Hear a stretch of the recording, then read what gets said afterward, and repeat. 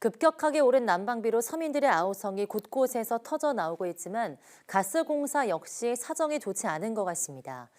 미수금을 해소하려면 올해 난방비는 지난해 인상분의 2배 정도는 더 올려야 하는 상황이라고 하는데요. 지난해 국제 천연가스 가격이 최고 11배 이상 오르는 사이 도시가스 요금을 묶어뒀던 것이 큰 부담이라는 입장입니다. 보도에 박홍구 기자입니다. 국내외적으로 탄소 중립이 강조되면서 국제 LNG 가격은 우크라이나 전쟁 전부터 오르기 시작했습니다.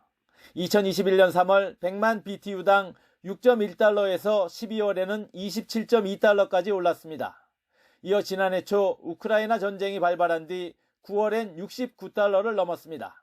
LNG 가격이 1년 반 만에 11배 넘게 올랐지만 국내 도시가스 요금은 지난 2020년 8월 이후 1년 8개월간 동결되다 지난해 4월부터 10월 사이 38% 인상에 그쳤습니다.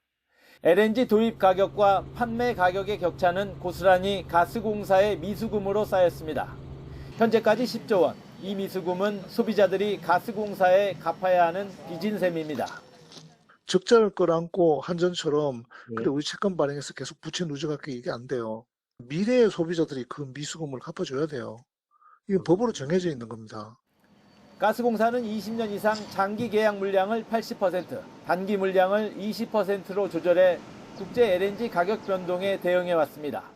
하지만 장기 물량도 환율과 유가에 연동되고 특히 지난해에는 4분기 들어 단기 물량이 확대됐던 게 미수금 증가의 원인이 됐습니다. 정부는 가스공사의 미수금을 오는 2026년까지 해소할 계획입니다. 그러기 위해선 올해만 도시가스 요금을 메가줄당 10.4원 올려야 합니다. 지난해 인상액의 2배 수준입니다. 더구나 올해 1분기엔 가스요금을 동결하기로 한 만큼 2분기 이후 큰 폭의 인상이 불가피합니다. 우크라이나 전쟁이 끝나더라도 국제 LNG 가격 상승세는 계속될 전망입니다.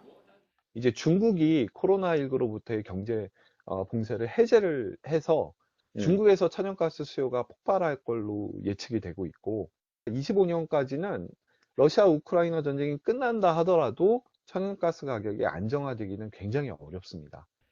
지난 2년간 우리나라가 주택용 가스요금을 38% 올리는 사이 영국은 264%, 독일은 358%를 올린 것으로 조사됐습니다.